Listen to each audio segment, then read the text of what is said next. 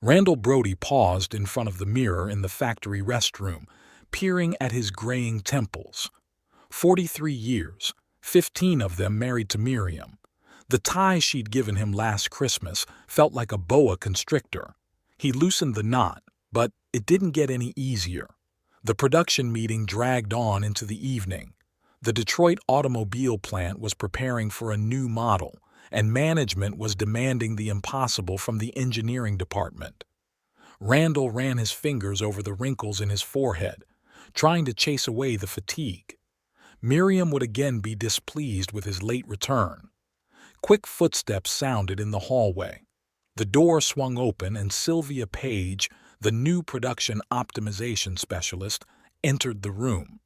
Her arrival at the plant 3 months ago had stirred the stale air of the engineering department. "Brody, are you still here? I thought everyone had left by now." She fixed a loose strand of dark hair, and Randall followed the movement of her hand.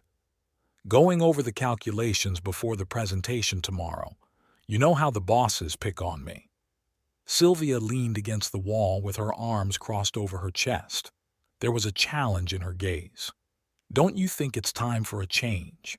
I've looked at your past projects. You have amazing potential, but it's clearly underestimated here." Randall grinned. "Stability is worth something too." "Stability or stagnation?" Sylvia stepped closer. She smelled of expensive perfume, not at all like Miriam and her favorite vanilla soap. At home, a cold dinner and the usual recriminations awaited him. Miriam sat at the kitchen table, checking her second grader's notebooks. Her brown hair was gathered into a careless bun, and she wore simple-rimmed glasses on her nose. "Chloe called from college, wanting to talk to you. I told her you were at work." I could hear the tired doom in his wife's voice. "I'll call her back tomorrow." Randall sank into a chair, looking at the pattern on the oilcloth. 15 years ago, they'd picked it out together, laughing at the gaudy florals. Same as always. "You know, August says—" "What's August got to do with it?" Irritation came on suddenly. August Heimlich, their family doctor and friend, had glimpsed too much in his wife's conversations lately. "He thinks you should spend more time with your family. And I agree." Randall remained silent, mechanically chewing the cooled lasagna. His thoughts returned to Sylvia's words about potential and change. The following weeks became a kaleidoscope of meetings, late returns, and chance encounters with Sylvia. She appeared out of the blue, in the smoking room, in the factory cafeteria, in an empty conference room. Each conversation with her seemed to open the door to another life, bright, full of possibilities. "You've stopped coming home altogether," Miriam remarked one evening. She stood at the window looking out at the snow-covered street. The light from the street lamp emphasized the wrinkles around her eyes. "The project takes a long time," the familiar excuse stuck in her throat. "This isn't about the project, is it?" Miriam turned to him, anxiety red in her gaze. "I saw the way you were looking at that woman at the corporate party. Sylvia, I think." Randall felt the ground go from under his feet. He hadn't realized he'd been so obvious. "It's just a co-worker." "Don't lie, at least now," Miriam's voice trembled. 15 years, Randall. Don't they mean anything?" He looked at his wife and saw a stranger. When had those silver threads in her hair had time to appear? When had her eyes lost that peculiar luster? "They know," he answered, but he could not even believe his own words. August appeared on their doorstep 2 days later. His presence had always had a calming effect on Miriam, but now Randall was irritated even by his manner of speaking, calm and judicious. "You're both tired," he said, looking at Miriam and Randall. "Maybe we should take a break, go somewhere together?" "I have a project," Randall cut him off. "There's always a project," Miriam observed quietly. That evening Sylvia detained him after the meeting. "There's a proposal from a competitor. They're looking for an experienced engineer. The salary is twice as much." Randall felt his heart beat more frequently. "Why are you telling me this?" "Because you deserve more." And I'm not just talking about work. Her fingers touched his wrist lightly. A note from Miriam was waiting for him at home. Gone to see my sister. Be back in 3 days. Think about what you really want. He crumpled the paper and tossed it into the trash can. Sylvia's voice echoed in his head. You deserve better than that. 3 days turned into torture.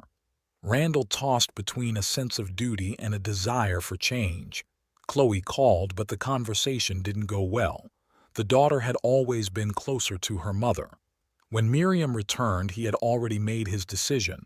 The suitcase was in the hallway. So this is it? She didn't even look surprised. I'm leaving for someone else. I'm sick of sitting in your swamp. The words came out sharper than he'd planned. Miriam watched him button his jacket in silence. There were no tears in her eyes, just tiredness and something like relief. Outside the door, wet snow was falling, blurring the footprints on the sidewalk. Randall walked to the car without looking back. It seemed to him that he could finally breathe fully. Sylvia's apartment was in a modern apartment complex in the center of Detroit. The panoramic windows overlooked the river, and in the evenings the lights of the skyscrapers reflected in the living room.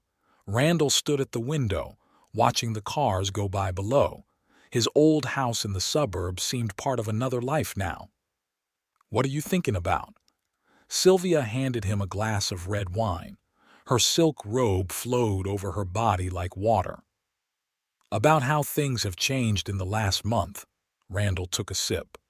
The wine was tart and expensive, not like the cheap semi-sweet he and Miriam bought on weekends at the supermarket. It's for the best, isn't it? Sylvia snuggled against his shoulder. By the way, I've arranged a meeting with the management of the company. They're interested in your experience. At his new workplace, Randall was met with wary glances. Rumors of his affair with Sylvia had gotten here before he did. Marvin Edgerton, his immediate superior, didn't even try to hide his disapproval. I hope your personal life doesn't interfere with work, Brody, he'd said during the first meeting. We have different standards here. Sylvia only laughed when Randall told her that. They're just jealous. In a month, you'll show them what you're worth. Her confidence was infectious. Randall plunged headlong into the new project, trying not to think about what was going on in his old house. Chloe wasn't answering her phone, and he'd learned from mutual acquaintances that Miriam had taken a leave of absence from school. You can't hide from your daughter forever, Sylvia once remarked, catching him over the phone with unread messages from Chloe. She doesn't want to see me. Nonsense. She's just hurt. Invite her to dinner. Introduce her to me. Randall shook his head. It's too soon. For what? To move on? Sylvia sat down on the arm of his chair. You need to show her that you're happy, that things have changed for the better. Was he happy? That question haunted Randall at night as he lay awake listening to Sylvia's steady breathing. His new life was like a glossy picture, beautiful but flat. Tension reigned in the office. The economic crisis had reached the automobile industry, and management was demanding cost-cutting. Marvin Edgerton grew even more acrimonious. Your latest report, Brody, leaves a lot to be desired. His voice oozed venom. Maybe personal problems are getting in the way of your concentration. Sylvia put a hand on Randall's shoulder. Mr. Edgerton, you do realize that implementing new technology takes time, don't you? Of course, Miss Page, but time is money, which the company doesn't have right now. After the meeting, Sylvia was unaccustomedly silent. She stood at the window of her office, tapping her pencil nervously on her desk. We've got to do something, she finally pronounced. Edgerton's turned against us. Against me, Randall corrected. Against both of us. He's old school, thinks women have no place in leadership. There was an unfamiliar note in her voice, fear, irritation. Randall noticed for the first time how much makeup Sylvia wore, as if trying to hide behind a mask. That evening he drove past his old house. The lights were on in the windows and August's car was parked in the driveway. Something prickled in his chest, not jealousy, more like anxiety. "Where have you been?" Sylvia met him at the door. She smelled of alcohol. "I got held up at work." "Liar," she squinted. "Did you go to see her?" "Just drove by." "Why? What did you want to see there?" Sylvia grabbed her wine glass. Her hands trembled. "Nothing. You just can't let go of the past." The glass flew into the wall, leaving red smudges on the light-colored wallpaper. Randall watched in silence as the wine dripped onto the parquet. At that moment he felt the falseness of the surrounding luxury. In the night he dreamed of Miriam. She was sitting in their old kitchen going through photographs. On the pictures his face gradually disappeared, dissolving into the whiteness of the photographic paper. In the morning, Chloe called. Her voice sounded distant. "Mom's selling the house." "What? Why?" "Says she wants to start a new life, like you." There was a heavy silence. "Chloe, don't, Dad. Just don't." At work, Sylvia pretended last night's scene hadn't happened. She flew into his office with the news. "Edgerton's being transferred to another branch. Can you believe it?" Randall nodded, not taking his eyes off the monitor. "Aren't you excited? This is our chance." "A chance at what, Sylvia?" She perched on the edge of his desk. "For a promotion, of course. I've already spoken to the management. They're considering me for Edgerton's place." "What about me?" "You'll be working under me," she smiled. "Isn't that wonderful?" Randall felt nausea rise to his throat. All the pieces of the mosaic were beginning to fit together. He lingered in the office that evening, going through old documents. The Edgerton transfer story seemed too convenient. In a folder of correspondence he found what he was looking for, a memo recommending his termination, signed by Sylvia 2 weeks ago. When he got home, Sylvia was already asleep. In the darkness of the bedroom, her face seemed like a wax mask. Randall looked at her and thought about how easily he had mistaken the pretty package for its contents. The phone vibrated in his pocket, a message from the realtor. "The house at your old address is for sale. Interested in viewing?" Randall deleted the message, but sleep was no longer coming. He stepped out onto the balcony, breathing in the cool night air. Somewhere below, rare cars were passing by. Lights were going out in neighboring windows. The city was falling asleep, and he felt more and more awake. Boxes of belongings cluttered the hallway of the old house. Randall methodically stacked the books without reading the titles. A child's drawing flashed on the spine of one. Chloe had drawn his favorite detective story with colored pencils when she was 5. Miriam watched silently, leaning against the door jamb. In faded jeans and a plain t-shirt, she looked younger than usual. Only the corners of her eyes had new wrinkles, the marks of sleepless nights. "Don't forget your awards." She nodded at the shelf in the living room where the commemorative plaques from the automobile factory stood. "Keep some for yourself, as a memento of your loser ex-husband." Randall tried to grin, but it came out crooked. "You're not a loser, Randall. It's just that you always wanted more than you had." There was no rebuke in her words, just a statement of fact. That made it even harder. The door slammed on the second floor. Chloe had locked herself in her room when he'd come to pick up his things. Muffled music came through the thin walls.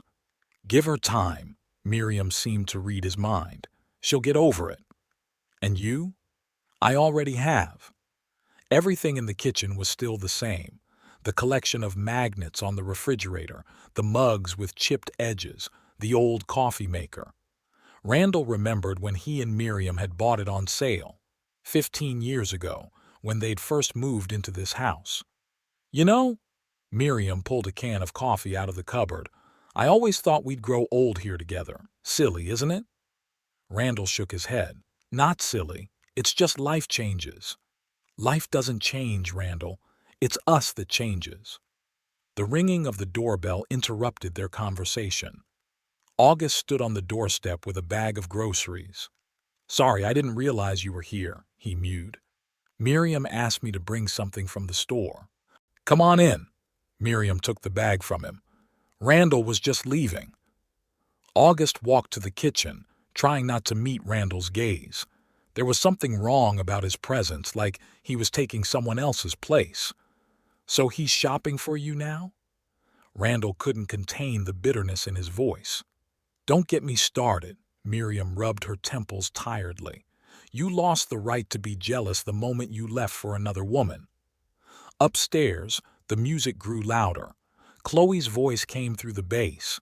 She was on the phone with someone. "Should I go upstairs? Try to talk to her?" "No," Miriam shook her head. "Not today." Augustus rattled dishes in the kitchen, arranging food on the shelves. He moved confidently, as if it wasn't the first time he'd done it. Randall went back to the boxes. Photographs, documents, old letters, all of life fit into the cardboard boxes. The marriage certificate lay among the papers, a yellowed sheet with faded stamps. "I filed for divorce," Miriam said quietly. "The papers will come next week." He nodded without raising his head. An expected step, but that made it no less painful. From the kitchen came the smell of freshly brewed coffee. August and Miriam were talking softly about something. Their voices wove into a familiar pattern. That's what happens when people are used to each other's company. Chloe finally went downstairs. She froze on the last step, clutching a shabby teddy bear in her hands. "This is yours." She held the toy out to her father. "I found it in the closet." Randall recognized the bear, a birthday present from his daughter when she was 7. "Keep it." "I don't want it." Chloe placed the toy on the box of books. "I'm 18. I'm too old for teddy bears." Steel rang in her voice. She'd gotten taller, thinner, sharper, or had he just not seen her this close in a long time? "Chloe, I know you're mad." "No, Dad, I'm not mad." She looked him straight in the eye. "I just don't feel anything." Miriam came out of the kitchen, wiping her hands with a towel. "Chloe, can you help me with dinner?" "Sure, Mom." The daughter walked past her father without even catching his eye. Randall closed the last box. A framed photograph remained at the bottom, their first family photo since Chloe's birth. Miriam was holding the baby girl in her arms. He was hugging them both. All three of them were smiling. "Can I have this?" He showed the picture to Miriam. She nodded. "Take it. I have a copy." August came out of the kitchen. "I'll help carry the boxes to the car." "No need." Randall picked up 2 boxes. "I'll do it myself." The sun was slipping toward dusk, coloring the street orange. A neighbor boy raced his bike. His mother watered the flowers in the front garden.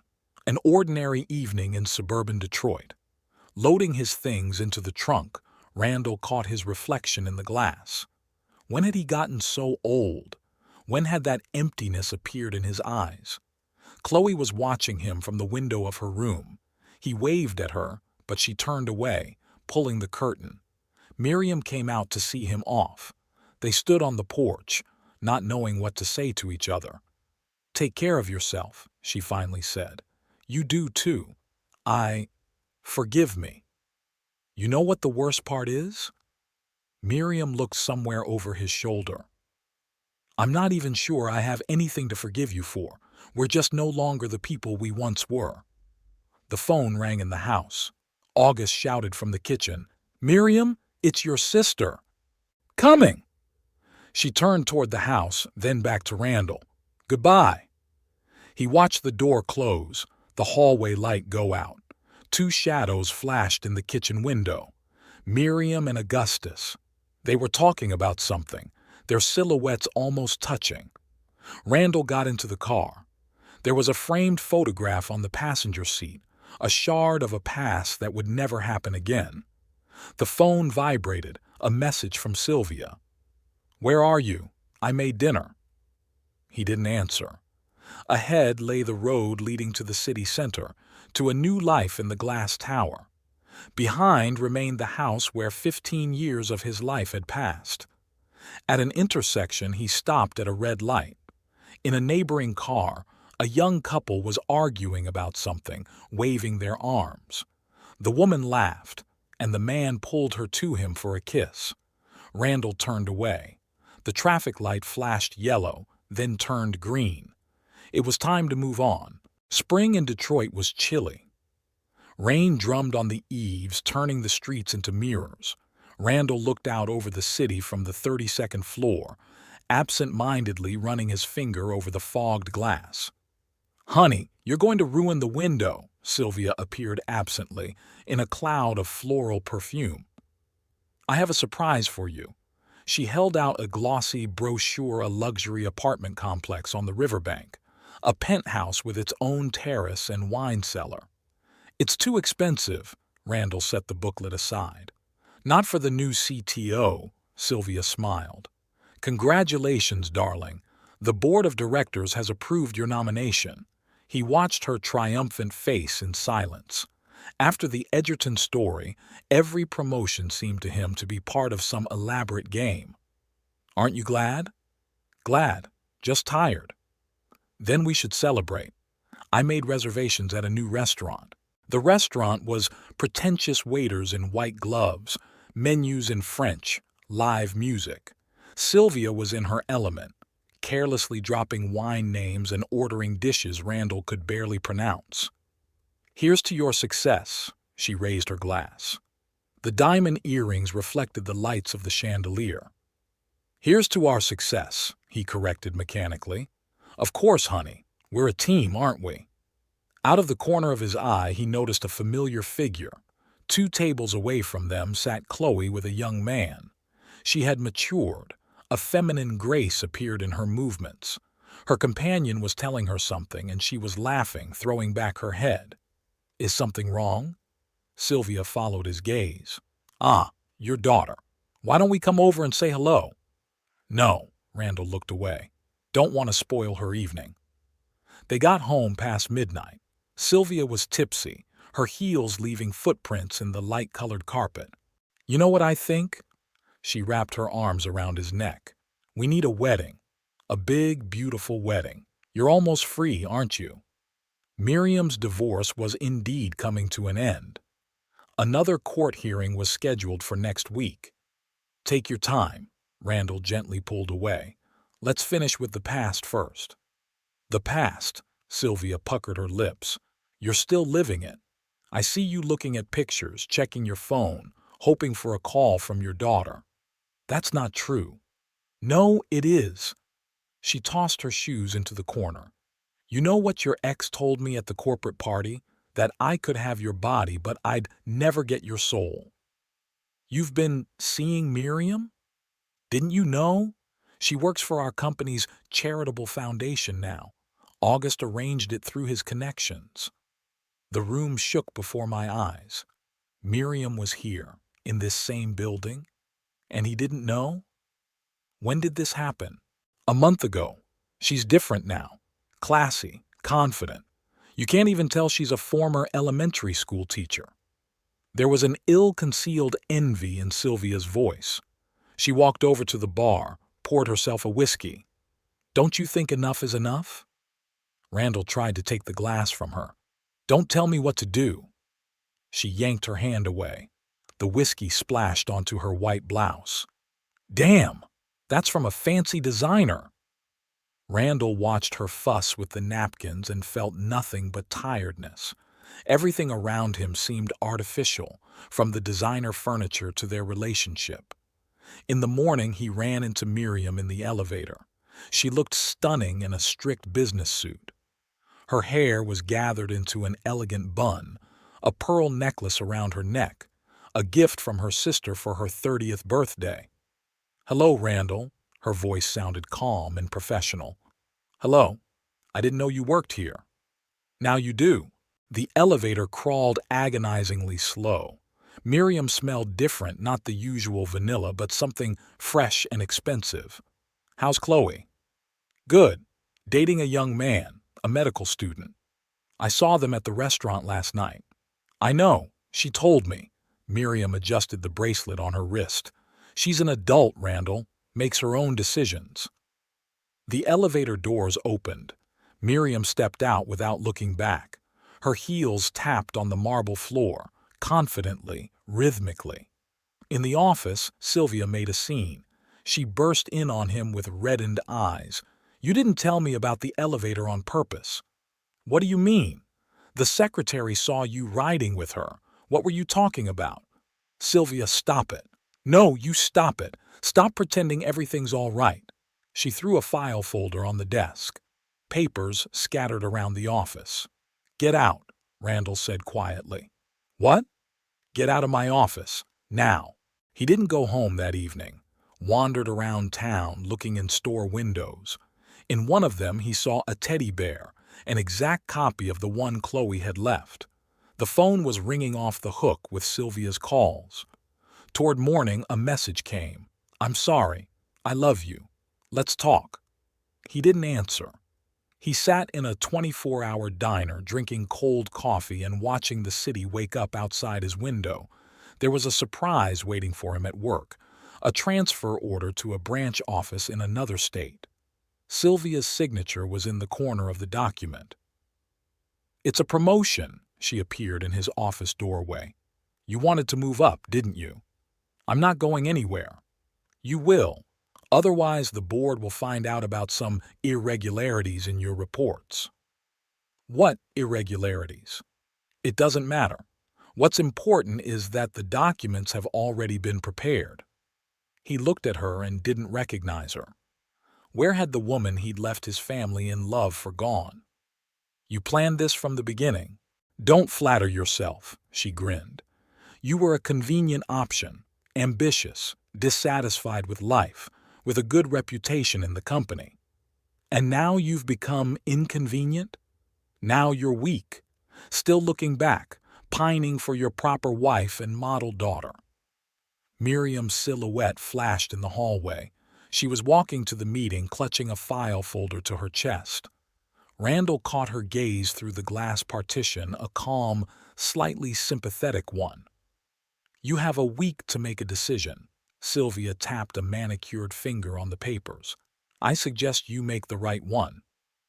In the evening, he sat in the empty apartment gazing out at the city below. The rain was over, the lights of advertisements reflected on the wet pavement. Somewhere out there, in the old suburbs, lights burned in the windows of his former home. Chloe was probably telling her mother about her date with the future doctor. August had probably stopped by with groceries or just to talk. On the coffee table was a brochure for a luxury apartment complex. Randall crumpled the glossy pages and tossed it in the trash. Pulling out his cell phone, he found his daughter's number. "Hi, Chloe. I know you don't want to talk to me, but can I come over tomorrow? We need to talk." The cafe on the corner smelled of cinnamon and fresh baked goods. Chloe chose a table by the window, away from the other customers. She was wearing a simple blue dress, the same one Miriam had worn when she was younger. 10 minutes, she said without looking at her father. "I have class in an hour." Randall scrutinized her hands clutching the cup of herbal tea. Slender fingers, neat manicure, a silver ring on her middle finger, a gift from Augustus for her 18th birthday. "I hear you're seeing someone." "His name is Patrick. He's a future neurosurgeon." Chloe finally looked up. "But that's not what you wanted to talk about, is it?" "No." Randall sipped his cooled coffee. "I've been offered a job in another state." "And you're leaving? Running away again?" "Not exactly. It's not an offer, it's an ultimatum." He told her everything, about Sylvia's machinations, about the false reports, about the threats. Chloe listened in silence, only her eyebrows frowning harder and harder. "You know what the funny thing is?" she finally uttered. "Mom warned you. She knew right away that woman was using you." "Your mom was always wiser than me." "Yes, she was, and she still is." Chloe pulled out her phone, looked at the time. "I gotta go." "Wait." Randall reached out but didn't dare touch his daughter. "I need some advice." "Advice? From me?" She grinned bitterly. "All right. Here's some advice. Stop thinking only of yourself." A note from Sylvia was waiting for him in the office, an invitation to dinner at their favorite restaurant. He crumpled the paper, tossed it in the wastebasket. A notification of a new email flashed on the computer screen, a report from the accounting department on the last quarter's financial transactions. Randall spent the next few hours studying the documents. The numbers added up to an unsightly picture: systematic additions, fictitious contracts, inflated estimates. His signature was under most of the papers, but the dates were backdated. Looking for something specific? Sylvia's voice made him wince. Yes, the truth. Truth is a relative concept. She perched on the edge of his desk. Especially in business. You forged my signature, and you were too busy ogling your ex-wife to notice sooner. The hallway flashed with employees hurrying to lunch, a normal workday in a large corporation. No one had any idea of the drama unfolding behind the glass walls of the office. What do you want? Randall asked tiredly. The same thing I've always wanted: power. And you've been a convenient stepping stone. Sylvia fixed her perfectly styled hair. You know what always annoyed me about you? Your naivete. You really believed in love, in family, in honest work. And you never believed in anything? I believe in myself. That's enough. In the evening, he drove to the old house, parked on the opposite side of the street, watching the lights come on in the windows. Miriam had returned from work. Her silhouette flashed behind the curtain. August drove up a few minutes later, carrying a bouquet of flowers and bags from the grocery store. His phone vibrated, a message from Chloe. They're happy. Don't ruin it again. The lights were on in Sylvia's apartment. She'd been waiting for him, probably making dinner, opening expensive wine. Randall turned the car around and drove in the opposite direction. Detroit was drowning in evening lights. The advertisements on the skyscrapers reflected in the puddles after the rain. At a stoplight, a man in a business suit was buying roses from a street vendor. Ordinary people, ordinary stories. He stopped at a convenience store, bought a bottle of whiskey and a pack of cigarettes. He'd given up smoking 15 years ago. Miriam had insisted when she'd found out she was pregnant. The waterfront was deserted. Randall sat on a bench, looking out at the dark water. Somewhere out there, on the other shore, Canada was beginning. A new life, new opportunities, escape. The first sip of whiskey burned his throat. The phone was dead and the world was finally quiet. Only the sound of the river and the distant hum of the city. You look lousy, a familiar voice made him turn around. August stood a few feet away, shoving his hands into his jacket pockets. Are you following me? Chloe asked me to check, worried. Randall hummed. My daughter's worried about me. That's new. She loves you, no matter what. Augustus sat down next to him, pulled a pack of chewing gum from his pocket. You want one? I prefer whiskey. I've noticed. They were silent, looking at the river. Somewhere in the distance, a cargo ship was sailing by. Its lights reflected in the water in long trails. You know, August finally said, when you left, Miriam was a wreck. Didn't eat, didn't sleep. I was afraid she'd become depressed. Why are you telling me this? Because she got through it, got stronger, and you're still running. Randall took another sip. From what? From myself, from my mistakes, from responsibility. August's cell phone rang in his pocket. He pulled it out, looked at the screen. Miriam's worried. I said I'd stop by the drugstore. Do you love her? More than life. August stood up. But unlike you, I don't hide it. He walked away, leaving Randall alone with the river, the whiskey, and his thoughts. His daughter's words about needing to stop thinking only of himself kept rolling around in his head. In the morning, he arrived at the office earlier than usual. He opened the mail, found the address of the board of directors. It was a long letter. He described all of Sylvia's machinations, attached documents, confessed his own negligence. She showed up an hour later, impeccable as always. She smiled at her secretary, nodded to her colleagues. Good morning, darling. You didn't show up for dinner last night. Been busy. Randall handed her an envelope. "My letter of resignation. Don't be silly. You're not going anywhere." "I already am, and so are you." Her smile trembled. "What do you mean?" "Check the mail. The board should have received an interesting document." Sylvia went pale. Rushing to her computer, she tapped feverishly on the keys. "You wouldn't dare." "I already have."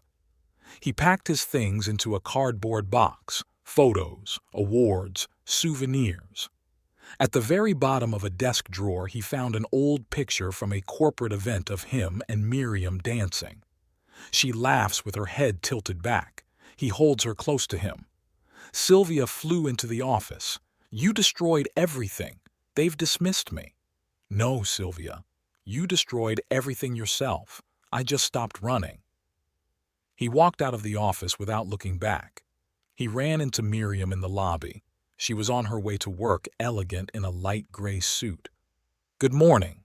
She looked surprised at the box in his hands. "Morning. I'm quitting." "That's right." She was quiet. "So what now?" "I don't know. For the first time in a long time, I really don't know what happens next." Miriam nodded. "It's called honesty, Randall. It's about time you tried it." She left for the elevators, and he was left standing in the middle of the lobby, clutching the box of past life remnants to his chest. Behind the glass doors, a new day was beginning, unknown, frightening, but real. The apartment greeted Randall with a resounding emptiness. A box of stuff from the office dropped to the hallway floor, scattering its contents: photos, documents, clerical trivia, the shards of the career he'd spent the last 20 years building. A message flashed on the answering machine. The secretary's mechanical voice announced a special meeting of the board of directors. Randall erased the recording without listening to the end. The bedroom was in perfect order, a credit to the maid. Sylvia's perfume bottles were on the bedside table, and her dresses hung in the closet. The smell of her perfume, once so alluring, was now nauseating. The phone was ringing off the hook. Sylvia, the company lawyer, several unfamiliar numbers. Randall turned off the sound, pulled a bottle of scotch from the bar. He didn't look for a glass. He took a sip straight from the neck. On the TV screen, the stock market news flashed. The announcer was talking about falling stocks of automobile companies, about mass layoffs, about the crisis. Randall changed the channel. A romantic comedy where all problems are solved in an hour and a half of screen time. The doorbell rang. A delivery man stood on the doorstep with a bouquet of white roses. "Delivery for Mr. Brody." Accompanying the flowers was a note written in familiar, sprawling handwriting. "I'm sorry. We can make it up to you. S." Randall tossed the bouquet down the garbage chute. The roses scattered, littering the metal chute with white petals. Night covered the city in a blanket of neon. From the window of the 32nd floor, the lights of Detroit seemed like a scattering of jewels on black velvet. Somewhere out there in the old suburbs, in his former home, Miriam and August must be having dinner right now, discussing the past day, making plans for the weekend. A call from Chloe caught him on his third glass of whiskey. "Is it true? You quit your job?" "It's true." "So what now?" "I don't know, honey. I really don't know." There was silence on the phone. Then the daughter said softly, "I'm proud of you, Dad." Tears came to his throat. He took another sip, trying to drive them back down. Morning brought a headache and a subpoena. Sylvia had filed a defamation suit seeking $5 million in damages. Randall's bank card barely had a tenth of that amount on it. The lawyer, a young man with tired eyes, spread the papers out on the table. "The situation is complicated, Mr. Brody. Miss Page has good connections and excellent lawyers." "And I have." "You have the truth, but that's not always enough in court." In the court corridor, Randall ran into Sylvia. She looked flawless.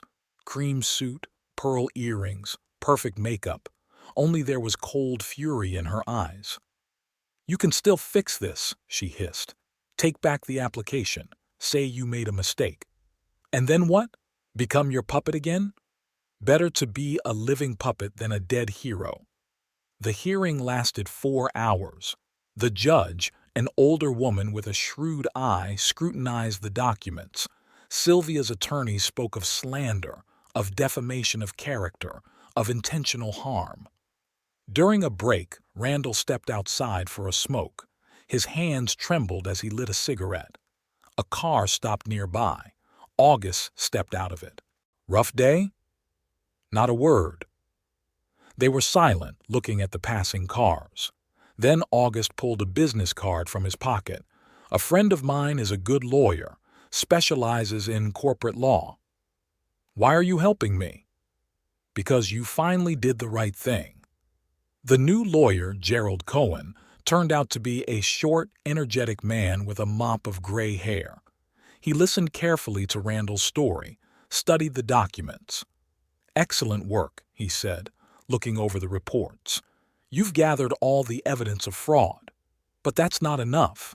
It's more than enough. The trouble is, Miss Page may drag you down with her. In the evening, Miriam called. I heard about the trial. Do you need any help? No, I can manage. Randall, she sighed, stop being so stubborn. Says the woman who's put up with my selfishness for 15 years. That's exactly why I'm calling.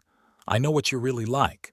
You could hear the concern in her voice, not love, but the warm involvement of someone who knows your flaws and strengths. The bank sent a notice to block accounts. Credit cards stopped working. The realtor reported that the landlord was terminating the lease. Randall packed 2 suitcases. The rest had to be left behind. The furniture, the appliances, the wine collection he was so proud of. He took one last look at the panoramic windows, the fancy kitchen, the designer fixtures. The cheap motel on the outskirts of town was his new home. The room smelled damp and old cigarettes, but here you could pay cash without leaving a trace. Chloe arrived unannounced, brought home-cooked food in plastic containers. Mom made it. Said you probably eat fast food. Thanks, Randall tried to hide embarrassment. You want to sit down? The daughter looked around at the shabby walls, the sold-out bed. How long is this going to last? Until the trial is over. And then? Then, I don't know. Maybe I'll leave town. Run away, you mean? Her voice had her mother's intonations in it, the same soft insistence, the same ability to hit the sore spot. Gerald Cohen brought unexpected news. We've got a trump card. Miss Page's former secretary is willing to testify. About what? About how she forged documents. He still has copies. Sylvia called that evening. How much do you want? Excuse me? Money, Randall. How much do you want for all this to stop? I'm not for sale. Oh, come on, she laughed. Everyone's for sale. It's just a question of price. He hung up the phone. There was no room to breathe in the cramped motel room. He stepped out onto the balcony. The iron structure creaked dangerously beneath his feet. Detroit was preparing for night. Heavy clouds floated in the sunset sky, heralding rain. In the parking lot, a group of teenagers played basketball, the ball thudding against the pavement. The phone rang again. Sylvia's number. A message came through. 10 million, cash, think about it. Randall dialed Gerald's number. They're offering a deal. How much? 10 million, the lawyer whistled. So they're really in serious trouble. What should I do? Whatever you think is right. During the night, Miriam dreamed. She was standing at the window of their old house, just like the night he left. 15 years, Randall. Don't they mean anything? He woke up in a cold sweat. It was raining outside the window, water drumming on the tin visor. It was 3 in the morning. There was a text from Chloe in the morning. Patrick proposed to me. Something clenched in his chest. His little girl is getting married, and he's living in a cheap motel, hiding from creditors and bailiffs. At the court hearing, Sylvia looked confident. Her lawyer presented new documents, supposedly proof that Randall himself was involved in the fraud. "It's a forgery," Gerald whispered, "but a very high-quality one." At the interval, Sylvia came up to him. "Last chance, darling. 15 million. Randall looked into her beautiful, cold face. "You know what the worst part is? I really did love you." "Love is a weakness," she corrected her pearl earrings. "I thought you'd have figured that out by now." That evening he sat in the bar across the street from the motel. The TV was showing the news. The company's stock had fallen another 10% after reports of possible management shenanigans. His phone vibrated, a message from an unfamiliar number. "I know the truth about Sylvia Page. Will you meet me?" The cafeteria of the hospital cafeteria was empty at this late hour. Randall stirred his coffee as he watched a young nurse in a blue uniform. She introduced herself as Veronica James, Sylvia's former assistant at another company. "I worked for her 3 years ago," Veronica rubbed her name tag nervously, "before she came to your company." "And what happened?" "The same thing that happened to you. She used people, set them up, ruined careers." Footsteps sounded in the hallway. The night shift of doctors were hurrying to make their rounds. Veronica flinched, looked back at the door. "Are you afraid of her?" "I have my reasons." She pulled a folder from her bag. "Here are the documents. Evidence of her machinations at 3 different companies. I've been collecting them for years." "Why didn't you go to the police?" "I tried, but she has people everywhere." Veronica grinned bitterly. "Now I'm here on the night shift, and that's the best I can do." Randall leafed through papers in the cab on the way home. History was repeating itself with frightening accuracy. Sylvia would find a successful man, ingratiate herself with him, destroy his family, exploit him, and then destroy him. A message from Chloe was waiting for him at the motel. "Come to dinner. I'll make Patrick's introduction official." The old house greeted him with warmth and the smell of fresh baked goods. Miriam was tinkering in the kitchen, August helping her with the serving. At the sight of her ex-husband, she froze with a plate in her hands. "Come in," she managed with surprise. "Chloe will be here shortly." Patrick turned out to be a tall young man with intelligent eyes and a firm handshake. He talked about his work at the hospital, his plans for the future, and the house he had his eye on for him and Chloe. 2 blocks from here," his daughter explained, "so Mommy can be close by." Randall looked at her. Happy, in love, confident. When had she had time to grow up like that? After dinner, he and August went out on the porch for a smoke. The cool evening air smelled of cut grass and approaching fall. "You know," August let out a trickle of smoke, "when you left, I thought I hated you. And now? Now I realize I should be thankful. If it hadn't been for your leaving, I would never have dared to confess my feelings to Miriam." The silhouette of his ex-wife flashed in the kitchen window. She was gathering dishes, humming something. Randall remembered the habit she always sang while doing housework. "There's something I need to show you." He pulled out a folder of papers from Veronica. "Read it and give it to your lawyer friend." At home, if you could call a faceless motel room home, Randall sat in the dark for a long time.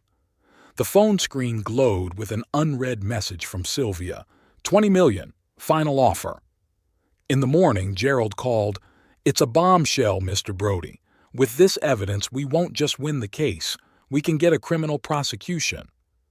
I don't want to put her in jail. I just want it to be over." Sometimes justice trumps mercy. At the DA's office, they were greeted with interest. The young assistant DA, Marcus Taylor, spent hours studying the documents. "You know," he said finally, "usually cases like this fall apart because of lack of evidence. But here, this is a complete picture of a criminal scheme. What now?" "Now we start our investigation, and I would advise you to be careful. People like Miss Page are not used to losing." That evening there was a knock at the motel door. An unfamiliar man in an expensive suit stood on the doorstep. "Miss Page asked me to give you this." The envelope was heavy. Inside were pictures. Chloe leaving the university, Miriam at the supermarket, August outside the hospital, Patrick getting into the car. A message came next. 30 million, and your family is safe. His hands shook as he dialed Gerald's number. The lawyer listened to him in silence, then said, "It's her mistake. Now we have proof of the threats. They're after my family. We'll give them protection. But you can't back down, Randall. Not now."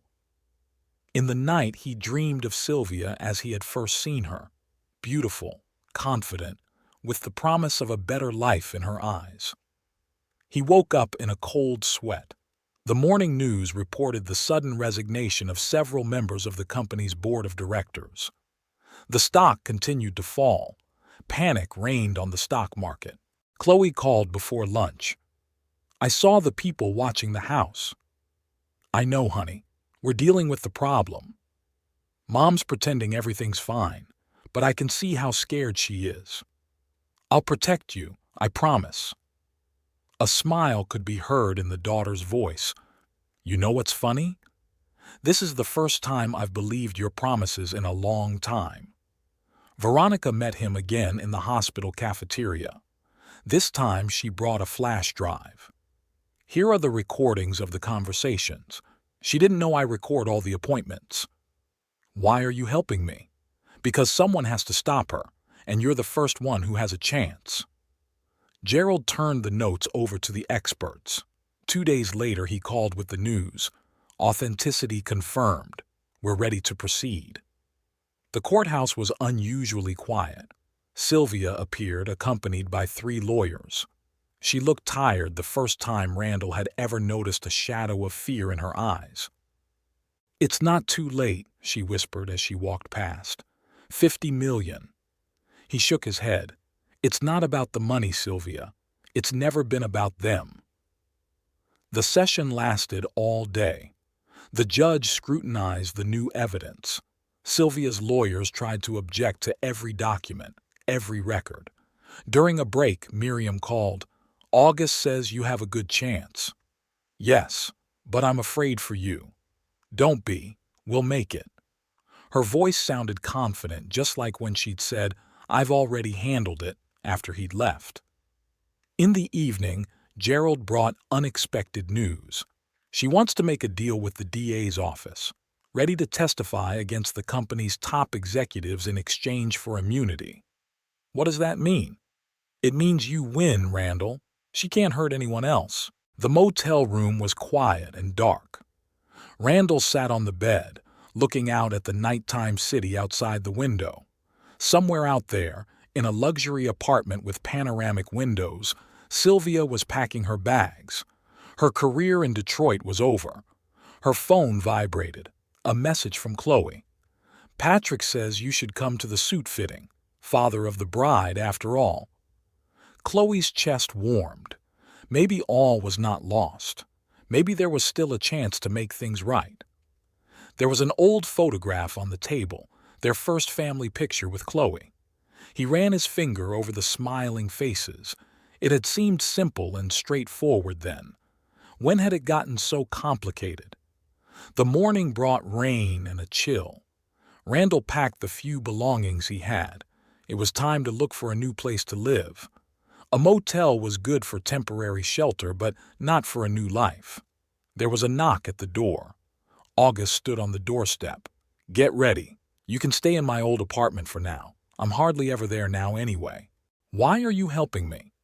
"Because you're finally becoming the man you were always meant to be." August's apartment was in an old brick house on a quiet street. High ceilings, hardwood floors, massive bookcases. Everything breathed coziness and tranquility. Randall laid out the few belongings he had, trying not to disturb the order of the place. The morning light shone through the tulle curtains, painting patterns on the walls. On the kitchen table was a note from August. "Groceries in the refrigerator. Make yourself at home." Next to it were the keys and the realtor's business card. The phone rang as Randall brewed coffee. Gerald reported the news. The deal with the DA's office has been signed. Sylvia is testifying against company management. In return, she's on probation and banned from holding executive positions. Has she left town yet? She flew to Europe last night. I don't think we'll see her again. The mailbox revealed an envelope, an invitation to Chloe and Patrick's wedding. Gold letters on cream paper, delicate floral designs. Inside was a note written in her daughter's familiar handwriting. I hope you'll come and stay. That evening, Miriam called. We need to talk. They met at the same cafe where he had once said goodbye to Chloe. Miriam looked calm and collected. It was as if the years had no power over her.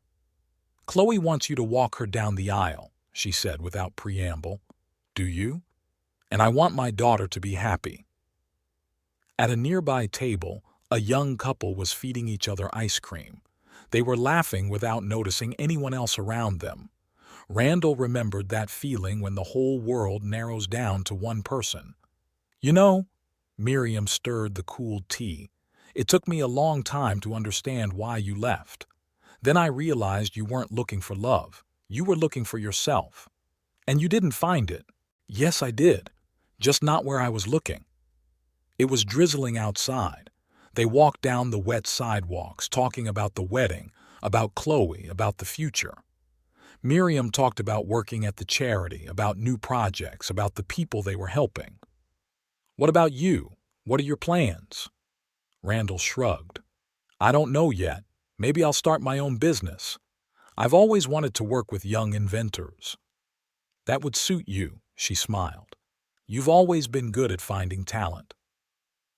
Outside the house, August was waiting for them. He was standing under an umbrella, holding a bag of groceries. Thought I'd stop by to see how you were settling in.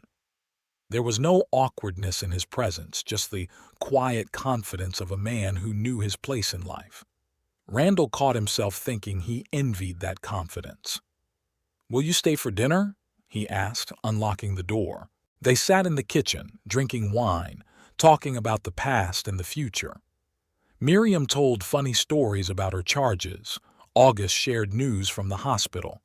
An ordinary evening of ordinary people. I saw an ad for a house for sale 2 blocks from here, Augustus remarked casually. Nice place, quiet neighborhood. Miriam threw him a warning glance, but he pretended not to notice. And the price is reasonable, especially now that the real estate market is in decline. Are you implying it's time for me to move out? Randall grinned. Implying it's time for you to put down roots. Real ones. After they left, the apartment became unaccustomedly quiet. Randall stood at the window, watching them walk to the car. August held an umbrella over Miriam. She was saying something, gesticulating animatedly. In the morning came a message from Chloe. Have you seen the invitation yet? Patrick says he won't marry me without your blessing. Smart guy. Yeah, that's why I chose him. You could sense the smile in the text. Randall imagined his daughter sitting in her room in the old house typing the message. I wondered if that childhood habit of biting her lower lip when she concentrated had survived. The house August had mentioned turned out to be a small 2-story mansion with an attic, an old garden, a garage, a veranda overlooking the park.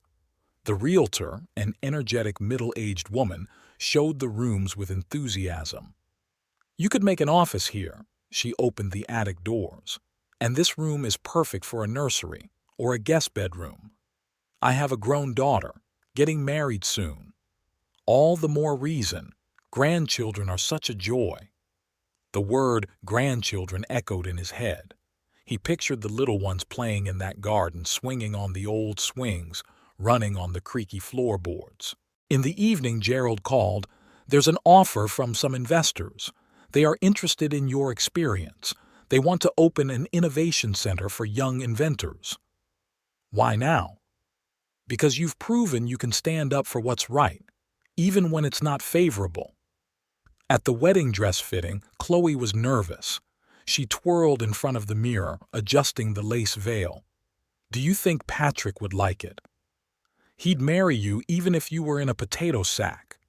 "Dad." "What?" "It's a compliment." She laughed, the same way she'd laughed as a child when he'd tossed her up to the ceiling. The dressmaker coughed delicately. "Miss, we need to adjust the bodice." In the bridal salon hallway, they ran into Miriam. She had come in to help with accessory choices. "Oh, you're already here."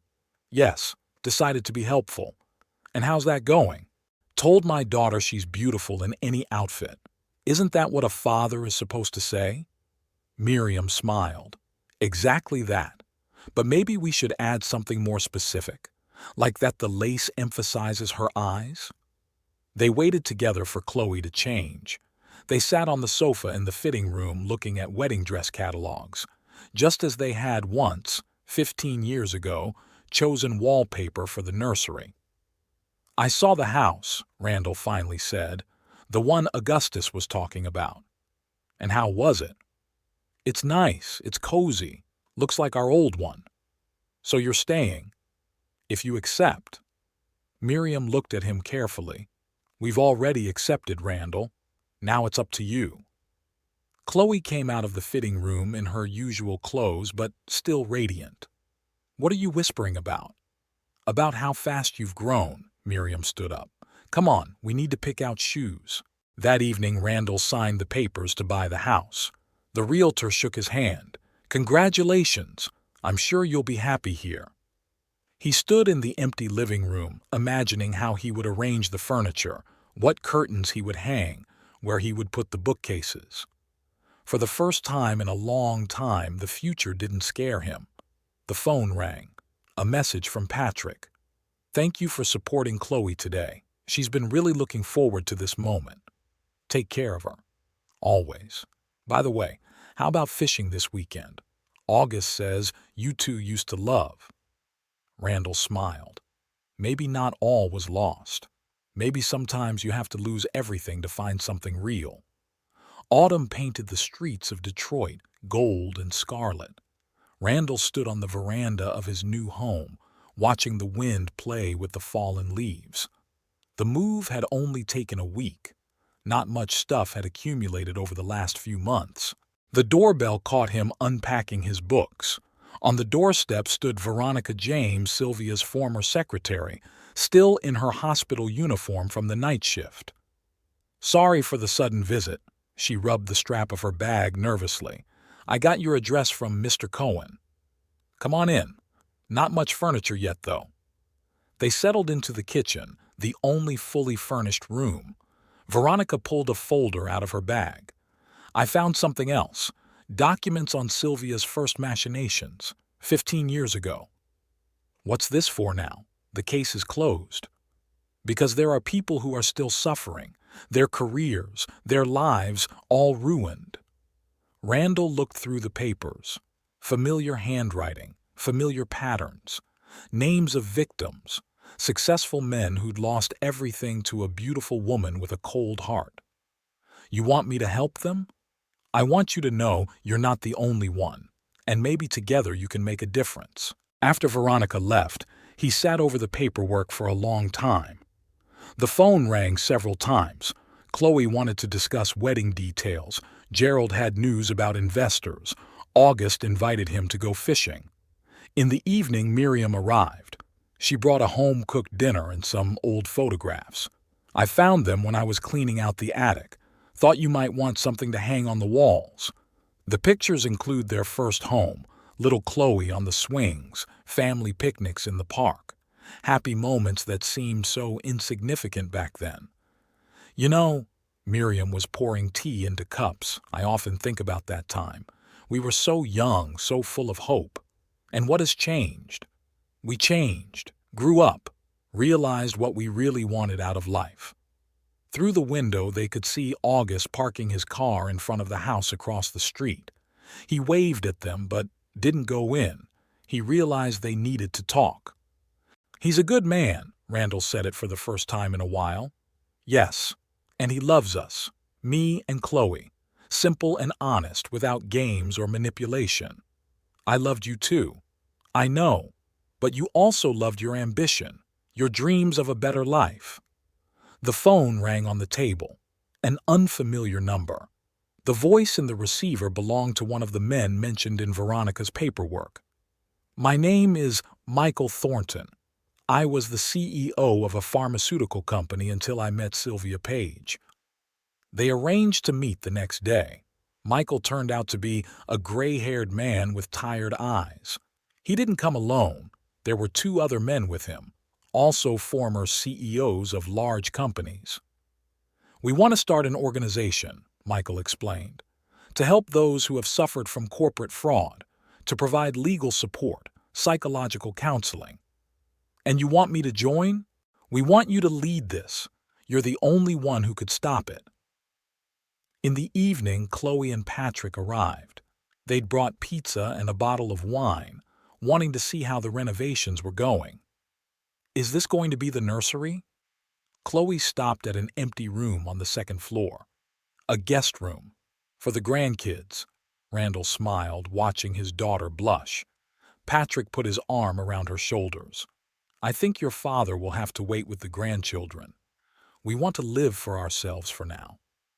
I'll wait. Randall poured the wine into glasses. I've got a lot to do now. He told them about Michael's offer, about Veronica's papers, about people needing help. Chloe listened attentively, occasionally asking pointed questions. She had inherited her mother's insight.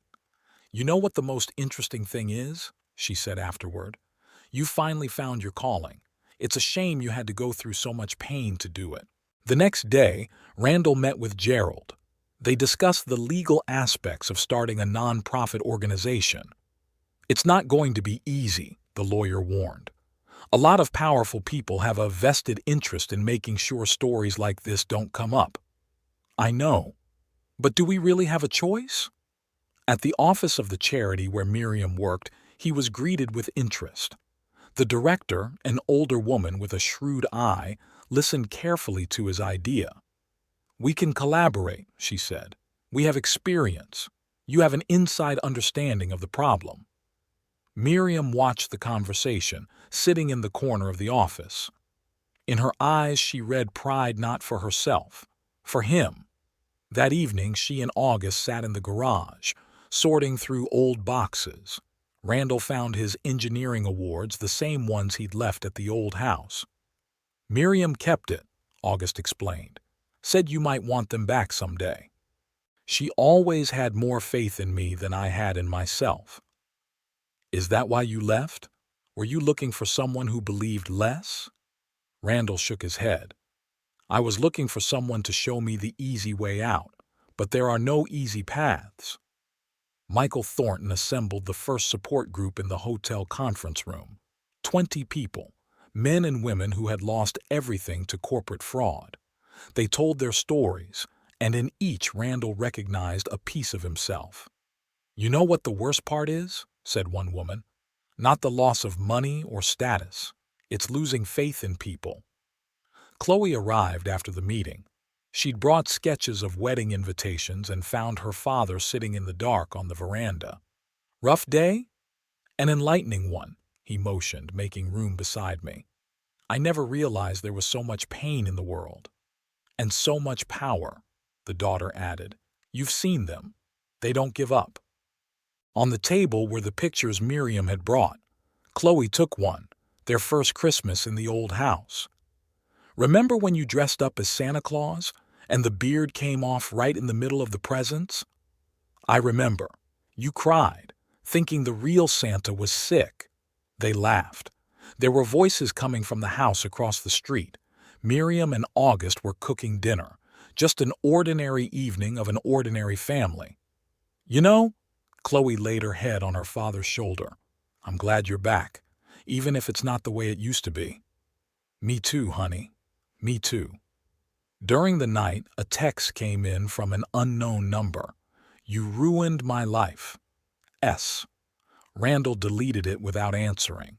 Some doors are best left closed. In the morning, he met with investors. They discussed creating an innovation center for young inventors, a project he dreamed of for years.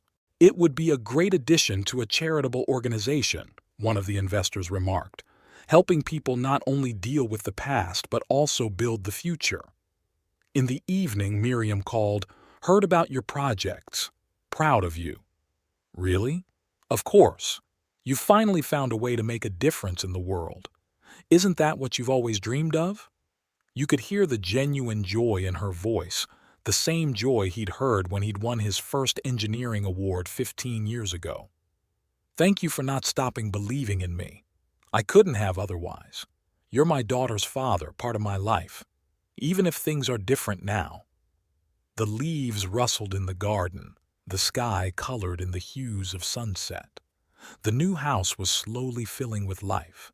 Pictures on the walls, books on the shelves, the smell of freshly brewed coffee in the morning. Michael sent a list of new people in need of help. Veronica collected evidence of a few more corporate crimes. Life went on, but now there was meaning in it, helping others find their way out of the darkness and into the light. Randall was sitting at his desk, sorting through documents, when the phone rang. Chloe was asking what tie to wear to the wedding, blue or maroon. "Blue," he answered, smiling. "It will emphasize your eyes." "Did you remember your mom's advice?" "I learned a lot from her. Too bad it's so late." The wedding bells filled the churchyard with melodious ringing. Randall stood in front of the mirror in the small prep room, adjusting his tie. Blue, like Chloe's, like her eyes, like the cloudless October sky outside the window. "Nervous?" August appeared unheard, with a box in his hands. "Here, it's from Miriam." In the box was an old boutonniere, the same one that had been at their own wedding 15 years ago. A note written in familiar handwriting. "Some traditions are worth keeping." Chloe was waiting in the next room. In her white dress, with her veil flowing down her shoulders, she seemed like an ephemeral creature from another world. "How do I look?" Her voice trembled. "Like a princess, like your mom on our wedding day." "Really?" She smiled through her tears. "Tell me again what she was like." "The most beautiful bride in the world, until today." Miriam found them over this conversation. She froze in the doorway, clutching the bouquet to her chest. "It's time, sweetheart. The groom is already waiting." Patrick stood at the altar, tall, statuesque, in a perfectly fitting suit. His eyes glowed with love as Randall led Chloe down the aisle between the rows of guests. "Take care of her," he pronounced as he passed his daughter's hand to his future son-in-law. "I promise," Patrick replied, and there was the same sincerity in his voice as in August's words years ago. The service passed like a blur. Randall sat in the front row between Miriam and Augustus, watching his little girl become a wife. As they exchanged rings, he felt Miriam squeeze his hand, just as she had before, when they had shared joy and sorrow. There were many guests at the wedding reception. Michael Thornton had come with his wife, Veronica James, in her new dress, no trace of fatigue on her face. Even Gerald dropped in briefly to congratulate the newlyweds. "You know," Miriam approached him with a glass of champagne, "I've always dreamed of this day. I just imagined it a little differently." "I'm sorry. There's nothing to apologize for. It's just the way it was meant to be." August asked her to dance. They twirled in the center of the hall, elegant, happy, in love. Randall looked at them and felt not jealousy, but gratitude. Chloe found him on the veranda, where he hid from the noise of the party. The hem of her dress was a little dusty, but she was still beautiful. "What are you thinking about, Dad?" "About life. About how strangely it turns." She sat down next to him, rested her head on his shoulder just like when she was a kid. "You know, I was mad at you for a long time. I thought you ruined our family." "I did." "No, you just went your own way. And in the end, you helped create something new and better." Music came from the hall, a slow, romantic tune. Patrick appeared in the doorway. "May I ask my wife to dance?" Chloe brightened at the word wife. She kissed her father on the cheek and went into her husband's arms. The next morning, the newlyweds were leaving for their wedding trip. Randall came to the airport to see them off. Chloe hugged him tightly before boarding. "I love you, Dad." "I love you too, Princess." There was a letter waiting for him at home. From Europe, no return address.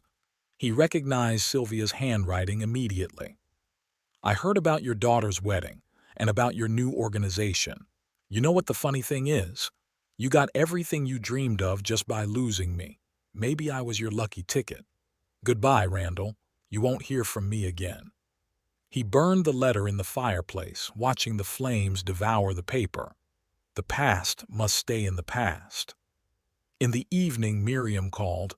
"August and I have decided to get married. No ceremony, just a signing at the town hall. Congratulations, you deserve to be happy." "Thank you, Randall. We'd like you to be a witness." He didn't immediately find an answer. A lump rose in his throat. "Why me?" "Because you're part of our history, a good part." The ceremony was modest. Miriam in a simple cream dress, Augustus in a dark suit. No guests, just Randall and Miriam's sister as witnesses. "It's all right now," Chloe said when he told her about it over the phone. "Everyone's in their seats."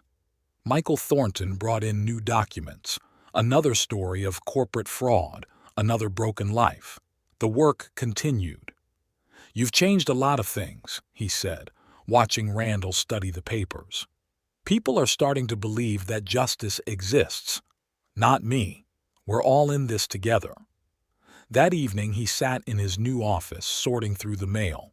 Letters from people seeking help, invitations to conferences, papers to sign. On the wall hung photographs, old and new, the story of his life in snapshots. Chloe and Patrick's wedding photo took center stage. Next to it was a snapshot from Miriam and August's ceremony, and between them was an old photo from 15 years ago of the three of them, him, Miriam, and little Chloe. The phone rang. Patrick sent a picture from their honeymoon. Chloe against the sunset, a happy smile, her hair waving. "Thank you for raising such an amazing woman," he wrote. There was a knock on the door. August had come in. They were going fishing, as they did every Saturday. A strange friendship grown out of pain and loss, but no less strong because of it. "Ready?" "Yeah, I'll just get a thermos." Miriam made coffee. They drove in the pre-dawn twilight. The city was waking up. The first windows were lighting up. Rare passers-by were appearing on the streets. "You know," August said, looking at the road, "sometimes life doesn't give us what we want, but what we need." Randall nodded. He thought about his journey, long, difficult, painful, about the losses and gains, the downs and ups, about how sometimes you have to lose yourself to find something real. The lake was quiet. They cast their fishing rods and settled into folding chairs. The rising sun colored the water pink. Chloe sent a picture. Randall showed his phone. Beautiful, just like her mother. Yeah, and wise, too. They were silent for a moment, staring at the floats. Somewhere in the distance, birds cried out, fish splashed in the reeds, an ordinary morning of an ordinary day. "Randall," August sipped his coffee from the thermos. "Are you happy?" He hesitated. Happy was a strange word. He had once looked for it in career, in money, in other people's beauty. But he found it in quiet moments like this one, in his daughter's smile, in the opportunity to help others. "Yes," he finally answered. "I guess so." The float shook the first nibble. A new day was beginning, and he was ready to embrace whatever the day would bring.